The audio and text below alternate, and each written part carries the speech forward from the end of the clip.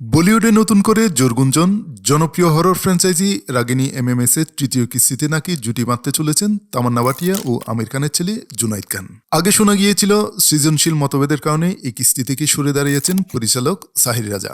তবে নতুন খবর, ছবির কাজ আবার শুরু হয়েছে এবং এবার পরিচালনার দায়িত্বে রয়েছেন শশাঙ্ক ঘোষ।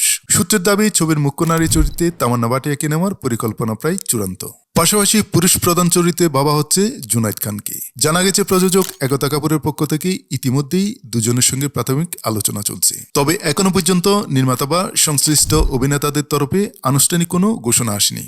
উল্লেখ্য, 2011 সালে মুক্তিপ্রাপ্ত প্রথম রাগিনী এমএমএস এ অভিনয় করেছিলেন রাজকুমার রাও ও কয়নাস মতিবালা।